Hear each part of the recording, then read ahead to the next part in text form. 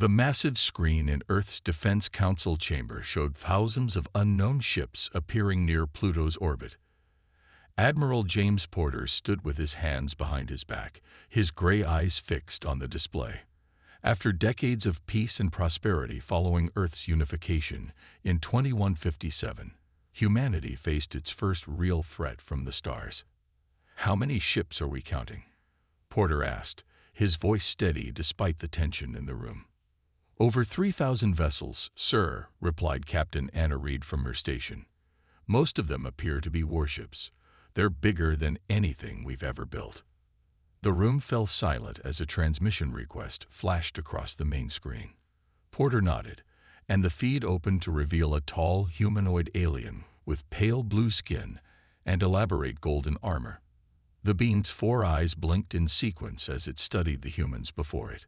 "I am Lord Rex, Ambassador of the Galactic Empire," the alien announced in perfect English. "Your primitive monitoring systems have no doubt detected our arrival. We have studied your world for some time, and the Empire has decided to grant you the honor of joining our civilization." Porter kept his face neutral, though his jaw tightened slightly. "This is Admiral James Porter of the Earth Defense Council. We appreciate your offer, but Earth is a sovereign world. We would be happy to discuss peaceful diplomatic relations." Lord Rex's upper eyes narrowed. "Perhaps I was unclear, Admiral. This is not an offer. It is a notification. The Empire spans 10,000 worlds. We bring order and advancement to primitive species such as yours. Your technology is crude, your military forces insignificant. Resistance would only bring unnecessary suffering to your people." The council members exchanged glances. Dr. Mary Wilson, head of Earth's Science Division, stepped forward. "What exactly would this integration involve?" "Your world will be assigned an Imperial governor. Your resources and population will be properly managed for the greater good of the Empire. Those who show aptitude will be permitted to serve in non-critical Imperial positions. The process is quite routine." Lord Rex's tone was almost bored, as if he'd had this conversation countless times before. Porter's hands clenched behind his back. "And if we decline?" All 4 of Lord Rex's eyes focused on the Admiral. "Decline? You misunderstand. Lesser species do not decline Imperial integration. However, seeing as your world has achieved basic spaceflight and some degree of unity, we will grant you 48 hours to prepare your population and begin dismantling your primitive governmental systems. This is more generous than our standard protocols." 48 hours. Porter's voice remained calm, but there was steel beneath his words. "Yes. After that, if your world has not begun integration procedures, we will be forced to implement pacification protocols. I assure you, Admiral, resistance is both futile and unnecessary. Accept the Empire's generous offer. We will speak again in 48 hours." The transmission cut off abruptly. The council chamber erupted in worried discussion. Porter turned to face the assembled leaders of humanity. He raised his hand, and the room quieted. "Dr. Wilson, what's your assessment of their technology level?" The scientist adjusted her glasses. "From what our scans show, they're about a century ahead of our publicly known capabilities. Their ships use some form of gravity manipulation we haven't seen before. Weapons appear to be plasma-based." Porter nodded slowly. "And their numbers? If these are just their forward ships, the Empire must have millions of vessels," Captain Reed reported. "They could glass every city on Earth in hours with this fleet alone." "So it would appear." Porter's lips curved in a slight smile that didn't reach his eyes. He turned to a secure console and entered a complex series of commands. A hidden screen emerged from the wall, displaying a classified communications channel. "Connect me to Saturn Base Actual," Porter ordered. "Authorization code: Porter Alpha 709. The council members watched in confusion as the screen flickered to life, showing a hidden facility built into one of Saturn's rings. A woman in a black uniform appeared on screen. "Admiral," she said, "I take it our visitors have arrived." "Yes, Commander Wells. How long until Project Guardian can be ready? The fleet can be activated in 36 hours, sir. Porter nodded. Begin preparations. And Commander, it's time to wake up our sleeping giants. Yes, sir. Wells out. The Admiral turned back to the stunned council members. Ladies and gentlemen, for the next 48 hours, we need to appear weak, disorganized, and primitive. Let them think we're just another easy conquest. His smile grew slightly wider. The Empire is about to learn why you should never judge a book by its cover. The secret facility deep beneath the Rocky Mountains hummed with activity. Dr. Thomas Reed walked through the crowded laboratory, his footsteps echoing off the metal floors. On massive screens around him, scientists monitored the vital signs of hundreds of pilots connected to their ships through the bioneural interface.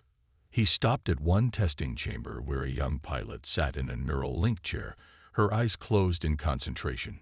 Through the interface, she was controlling a fighter craft in Saturn's rings, over 1 billion kilometers away. "How's our response time, Kate?" he asked, checking the readings. The pilot smiled without opening her eyes. 0.03 seconds, Doctor. I can feel every part of the ship like it's my own body. Dr. Reed nodded with satisfaction. They had come so far since that accidental discovery in 2089. He remembered that day clearly, when they found the unique properties in human DNA that allowed for direct neural connections with machines. What seemed like a simple genetic quirk had become humanity's greatest advantage. "Dr. Reed," a voice called from the doorway. "Admiral Porter has arrived." The Admiral strode into the laboratory, his uniform crisp despite the late hour.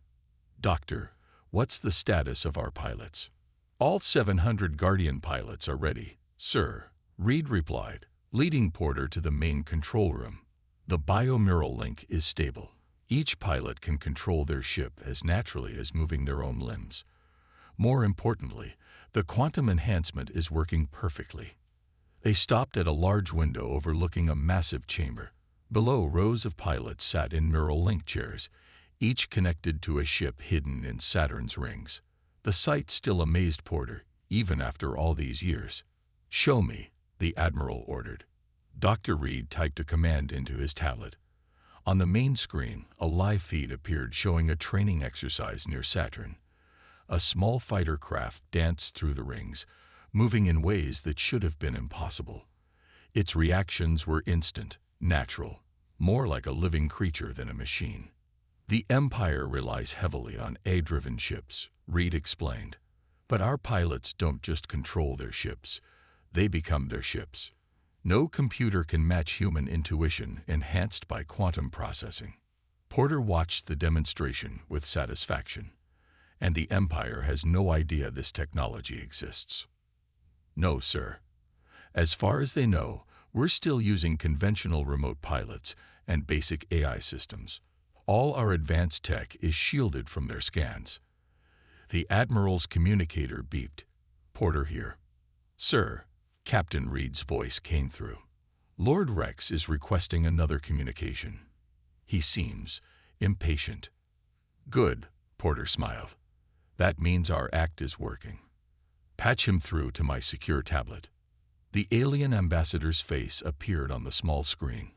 All 4 of his eyes showed clear annoyance. "Admiral Porter, surely your primitive council has reached a decision by now." "Lord Rex," Porter adopted an anxious expression. "We're still discussing your generous offer. Our government system requires consulting with representatives from all regions, perhaps if we had a little more time." "Time?" Rex sneered. "Your stalling tactics are transparent, Admiral. But very well. You may have 12 more hours. The Empire is nothing if not generous to lesser species." The transmission cut off. Porter's diplomatic smile vanished. He took the bait.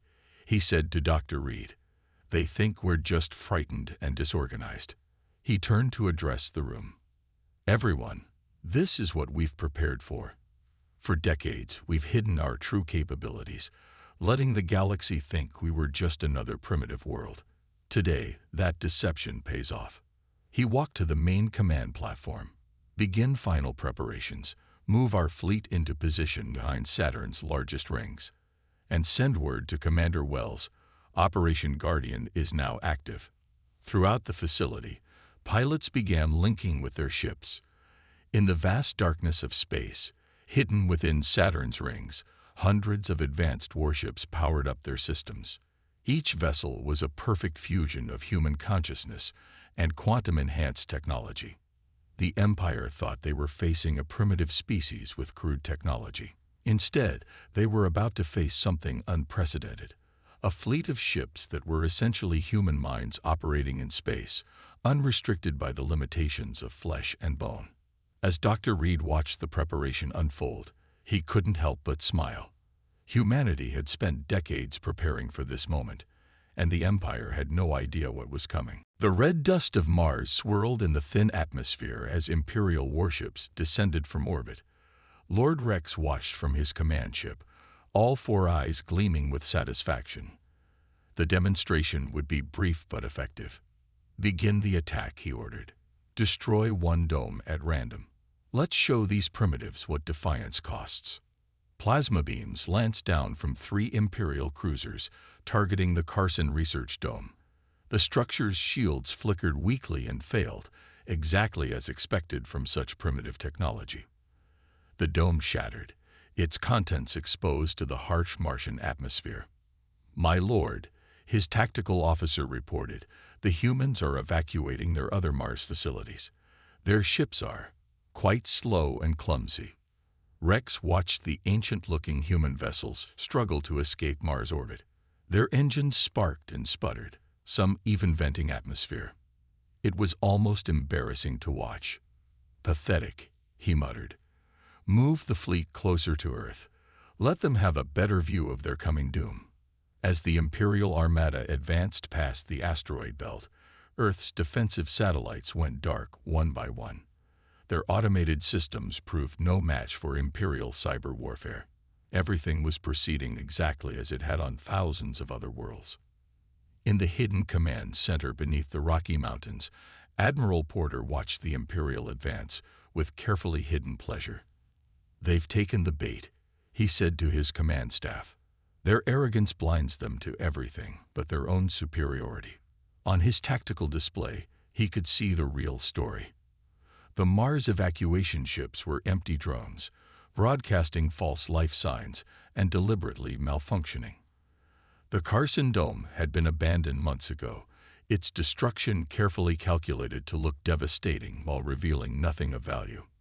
"Sir," Captain Reed called out, "the Empire's fleet is spreading out. They're moving into standard conquest formation." Porter nodded, just as our intelligence suggested. Their tactical doctrine never changes because it's never failed. He opened a secure channel to Saturn. "Commander Wells, status report." "Guardian fleet is in position, Admiral," Wells replied. "All pilots are neural-linked and combat-ready. The enemy still hasn't detected us in the rings." "Very good." Porter turned to his tactical officer. "Time to show them our first card. Launch the automated defense response." Across Earth's orbital space, outdated defense platforms activated. They fired primitive missiles and laser weapons at the Imperial fleet, most missing their targets completely. The few hits bounced harmlessly off the advanced shields. Lord Rex laughed as he watched the display. "Record this," he ordered. "It will make an excellent addition to our archives, another example of feudal resistance." Then something strange happened. 3 Imperial frigates at the edge of the formation suddenly went dark. Before anyone could react, they exploded. "Report," Rex demanded. "Unknown, my lord. Our sensors detected no weapons fire." His tactical officer frantically worked the controls. "Wait, there's something wrong with our automated systems. The AI is reporting errors it's never encountered before." More Imperial ships began experiencing system failures. Their AI cores, designed to handle every known form of warfare, were encountering something unprecedented: human consciousness directly interfacing with machines, operating at quantum speeds. The first wave of Guardian ships emerged from Saturn's rings like avenging angels. Each vessel moved with impossible grace, their human pilots feeling every motion, as if the ships were their own bodies. Imperial targeting computers couldn't track them. The human pilots' movements were too unpredictable, too creative. Impossible. Rex slammed his fist on his command chair. Their technology is primitive. We watched them for years. My lord, his science officer's voice shook. These ships, they're not using AI. Our sensors detect human neural patterns, but operating at speeds that should be impossible. In the Rocky Mountain Command Center, Porter allowed himself a small smile. Send the message to all Imperial forces, he ordered. Throughout the battle space, every Imperial ship received the same transmission, a simple text message in clear language. To the Galactic Empire, you study our public technology. You measured our visible defenses. You calculated your certain victory. But you forgot one vital factor: never underestimate human ingenuity. This is your only warning. The solar system is closed to Imperial forces. Leave now, or your demonstration fleet will become our demonstration instead. Commander Lisa Wells felt her ship as if it were her own body. Through the bioneural link, every movement was as natural as breathing. Her consciousness extended through quantum circuits, making decisions faster than any AI could process them. All Guardian squadrons, execute attack pattern Delta, she ordered, her thoughts instantly transmitted to her pilots. Around her, hundreds of Earth's most advanced ships emerged from their hiding places in Saturn's rings, moving in perfect coordination. The Imperial fleet's formation broke apart in confusion. Their AI-driven ships couldn't predict the human pilots' actions. Every evasive maneuver they tried was countered before their computers could complete their calculations. Guardian 3, on my wing, Wells commanded. Her ship dove through a gap in the Imperial line, Guardian 3 matching her movements exactly. Together they wove between enemy vessels, their weapons finding weak points that only human intuition could identify. In his command ship, Lord Rex watched in horror as his fleet fell into chaos. Impossible. Our tactical computers have data from 10,000 conquered worlds. No species has ever. My lord. His tactical officer interrupted. We've lost 30 ships already. Their attack patterns, they're changing faster than our AI can adapt. On Earth, Admiral Porter monitored the battle from the command center. Dr. Reed stood beside him, checking the pilot's neural readings. How are they holding up? Porter asked. Better than we hoped, Reed replied. The quantum enhancement is working perfectly. Our pilots are processing information 10 times faster than the Imperial Eye. Porter nodded and opened a channel to Commander Wells. Status report.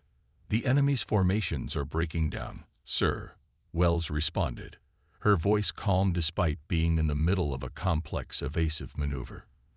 Their ships are fast and powerful, but they rely too much on predetermined tactics.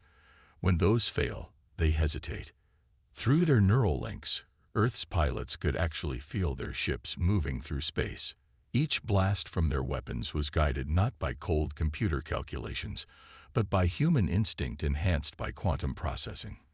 The Empire's mighty warships, for all their advanced technology, were fighting with one hand tied behind their back, bound by the limitations of their artificial intelligence. Guardian Squadron, form up on me, Wells ordered. Let's show them what humans can really do. The Earth ships moved in perfect formation, but with a fluidity no computer could match. They flowed around enemy fire like water, their movements unpredictable yet perfectly coordinated. Each pilot knew exactly where their squadmates would be, connected by a web of shared consciousness through their neural links. Lord Rex's mighty flagship rocked with another impact. How are they targeting our weak points? Those shield frequencies were randomized. Sir, his science officer's voice shook. I'm detecting quantum signals between their ships. Somehow they're processing tactical data faster than our best eye. In the heart of battle, Commander Wells allowed herself a small smile. Her consciousness was spread across her ship, feeling every system, every weapon. Through her neural link, She could sense the Empire's ships broadcasting their shield frequencies, trying to coordinate their defenses. To their eye, the frequencies looked random. To a human mind enhanced by quantum computing, the patterns were clear as day. All units, she broadcast, target these coordinates with full power. Hundreds of human ships fired as one. Their weapons struck precisely where the Imperial shields were weakest, guided by intuition and enhanced intelligence working in perfect harmony. The Imperial formation collapsed completely. Ships began retreating in disorder, their automated systems unable to cope with this new form of warfare. Lord Rex stared at his tactical display in disbelief. Half his fleet was either destroyed or retreating. The remaining ships were surrounded by the human vessels that seemed to dance through space with impossible grace. His communication system crackled to life. Admiral Porter's voice came through, calm and clear. "Perhaps now, Lord Rex, you understand. We kept our true capabilities hidden not out of weakness, but because we knew this day would come. Your empire isn't the first to look at Earth and see an easy conquest, but you may be the last. The choice is yours. Retreat and live, or continue and watch your entire fleet become an object lesson in human ingenuity." The Imperial Palace on Capital World trembled with angry voices. The High Council chamber, normally a place of rigid order, had descended into chaos. Dozens of alien counselors argued loudly, their voices echoing off the golden walls. "Impossible," shouted one counselor, his scaled skin turning dark with rage. "No primitive world has ever defeated an Imperial fleet." "The recordings don't lie," another responded, her crystalline form shimmering with anxiety. "Half the demonstration fleet, destroyed. By humans." At the center of the storm, Lord Rex stood before the Emperor himself. All 6 of the Emperor's eyes glowed with cold fury as he watched the battle recordings for the 3rd time. "Explain to me," the Emperor's voice was deadly quiet, "how a species that supposedly uses primitive chemical rockets managed to destroy our most advanced ships." Rex felt sweat on his neck. "My Emperor, they deceived us. For years, they showed us only what they wanted us to see. Their true technology, their capabilities." He paused, choosing his words carefully. "They are unlike anything we have encountered before." On Earth, Admiral Porter sat in an emergency meeting of the Defense Council. The room's main screen showed news broadcasts from across the galaxy, all talking about the same thing: Earth's victory over the Imperial fleet. "The effects are spreading faster than we expected," reported Dr. Wilson, studying data on her tablet. 3 Imperial colony worlds have already declared independence. 17 more are in open revolt. Porter nodded. The Empire built its power on fear and the belief that resistance was impossible. We just proved them wrong. His communication system chimed. "Sir," Captain Reed's voice came through. "We're receiving transmissions from multiple resistance movements across the galaxy. They want to know how we did it." And the Empire's response: "Their main fleet is mobilizing, but they're facing protests on 100 worlds. The news of their defeat is spreading like wildfire through their communication networks." In a distant part of the galaxy, on a world called New Eden, Imperial Governor Stark watched his garrison surrender to the local resistance. The rebels had been inspired by Earth's victory, their years of quiet submission transformed overnight into fierce determination. Back in the Imperial Palace, the High Council meeting had turned even more heated. The Empire's carefully maintained image of invincibility was cracking, and with it, their grip on power. "We must crush them immediately," one counselor demanded. "Send the main fleet, destroy their entire system, and risk losing more ships," another countered. "These humans defeated our best AI systems. What if they share their technology with other worlds?" The Emperor raised his hand, and silence fell. "Lord Rex," he said, "you spoke with their leaders. What do they want?" Rex straightened his back. "They demand only one thing, Your Majesty.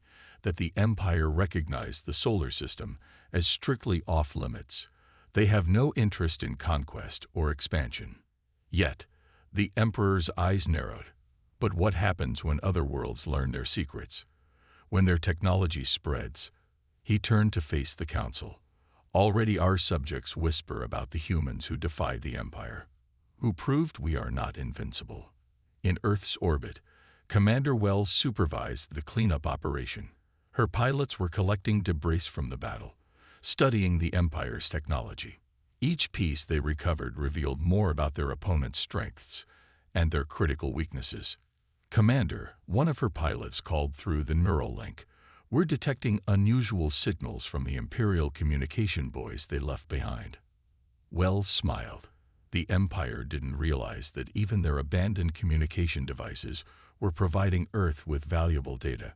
Every piece of Imperial technology they studied helped them understand more about their adversaries' capabilities and limitations. In the Rocky Mountain Command Center, Admiral Porter received a priority message. The Imperial High Council was calling for an emergency diplomatic session.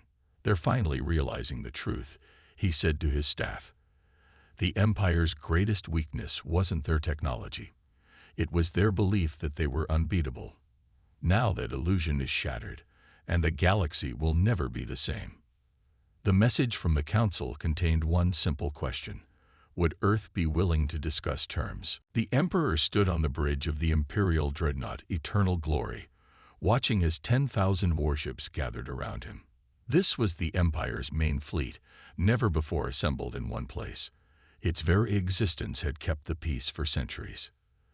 The humans have left us no choice, he announced to his commanders. Their defiance spreads like a virus through our realms. Already 30 worlds have declared independence. 100 more threaten rebellion. We must crush Earth, no matter the cost. Lord Rex stood quietly at his station, remembering the devastating effectiveness of Earth's quantum-enhanced pilots. My Emperor, he said carefully, perhaps we should consider their terms. The solar system is just one small region. Silence. The Emperor's 6 eyes flashed with rage. We will burn their world to ash. The galaxy will remember why the Empire cannot be defied. On Earth, Admiral Porter studied the massive fleet gathering at the Empire's core worlds. The numbers were staggering, nearly 10 times the force they have faced before. They're really going to do it, Commander Wells said, standing beside him. Through the command center's windows, they could see pilots rushing to their neural link chambers. They'll risk everything just to prove they can't be beaten. Porter nodded grimly. Pride, it's their greatest weakness. He turned to Dr. Reed. Is the shield ready? Yes, sir. All planetary defense stations are online. The quantum network is stable. The shield was humanity's ultimate defense. A network of satellites and stations powered by thousands of neural-linked operators working in perfect harmony. What had taken the Empire centuries to build with AI, humanity had achieved in decades through the power of enhanced human consciousness. In space, the Imperial fleet emerged from faster-than-light travel at the edge of the solar system. Their formation was perfect, their numbers overwhelming. The Emperor himself led from the front, confident that no force could resist such power. Target their major cities, he commanded. Show them the price off. His words cut off as warnings blared across every ship.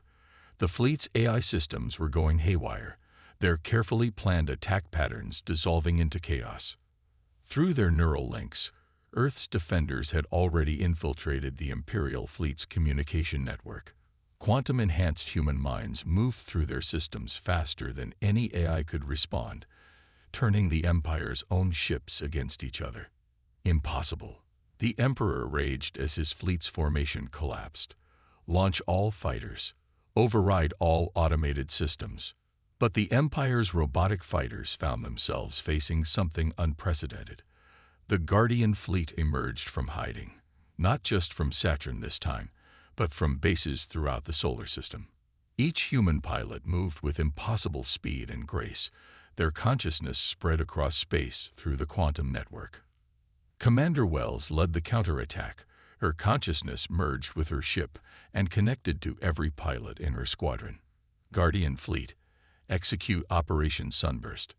Earth's ships moved in patterns that defied computer prediction, their human pilots creating strategies no AI could anticipate. Imperial ships fired at empty space, while Earth's vessels struck from unexpected angles. "My Emperor," Lord Rex called out. "Our primary systems are failing. The humans, they're inside our network." The Emperor watched in horror as his mighty fleet began to break apart. The humans weren't just fighting his ships, they were overwhelming his entire command and control system with the power of thousands of enhanced human minds working in concert. Then, across the sky, the shield activated. A web of energy spread between Earth's defense platforms, each node controlled by a neural-linked operator. The Emperor's flagship launched its most powerful weapons, but the shield adapted instantly, the human operators adjusting its frequencies faster than any automated system could penetrate. "Your Majesty," Lord Rex said quietly, "we've lost a third of the fleet. Our remaining ships can't penetrate their defenses. These humans, they don't think like any species we've encountered. Every ship, every defense platform, is controlled by a living mind, enhanced by technology we barely understand." The Emperor stared at the shield surrounding Earth, its pattern constantly shifting, obviously guided by intelligence far more flexible than any AI. For the first time in his long reign, he felt something he had never expected to experience: fear. The signing ceremony took place in Earth's orbital station, a neutral ground between humanity and the Empire. Admiral Porter stood at the main window, watching the Emperor's shuttle dock. The shield rippled in the background, a constant reminder of Earth's power. "Hard to believe it's finally happening," Commander Wells said, standing beside him in her formal uniform. "The mighty Empire, coming to us to sign a peace treaty." Porter smiled. They had no choice. After losing half their main fleet, they couldn't hide their weakness anymore. The rebellions were spreading too fast. The Emperor entered the chamber, his golden robes less elaborate than before. Lord Rex followed behind him, along with several Imperial counselors. They all tried to hide their amazement at the neural-linked operators visible through the station's internal windows, their minds controlling every aspect of the station's operations.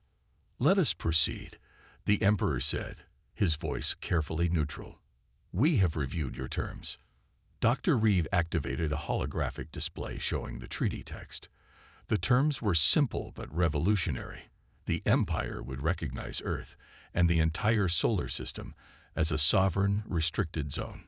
No Imperial ships would enter without explicit permission.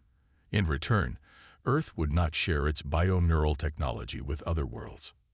"You understand," Porter said, "we'll still accept refugees and trading vessels from independent worlds.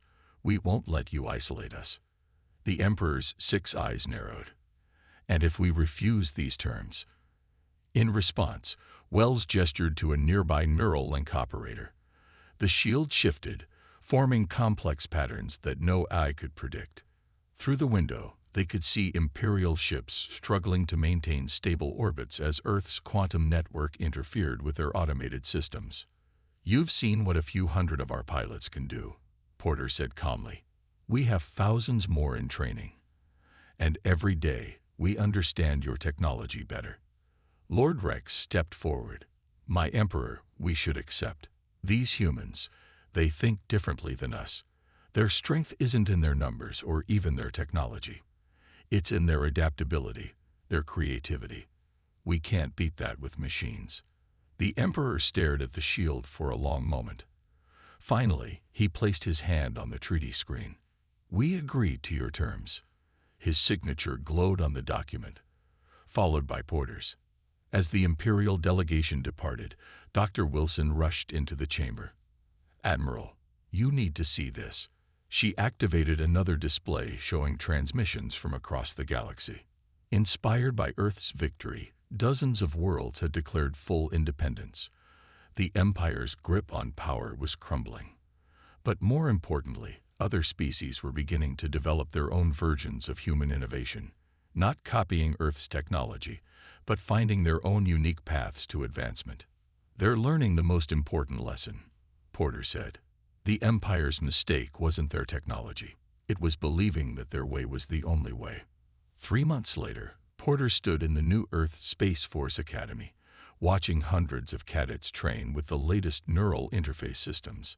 Each would eventually join the Guardian fleet, protecting not just Earth, but any world that asked for help against Imperial aggression. Commander Wells appeared at his side. The first group of independent world observers arrives tomorrow. They want to learn about our training methods, not the technology. No, she smiled. They finally understand. It's not about having the biggest ships or the most advanced AI. It's about believing in your own path forward. In orbit, the shield continued its constant dance, guided by human minds enhanced by technology, but never replaced by it. Earth had proven that the future belonged not to those with the most powerful machines, but to those who could best combine human potential with technological advancement. In his office at the Rocky Mountain Command Center, Porter looked at a recent message from Lord Rex, now the Empire's chief diplomat to Earth. The once proud Imperial ambassador had written just 3 words: "You were right."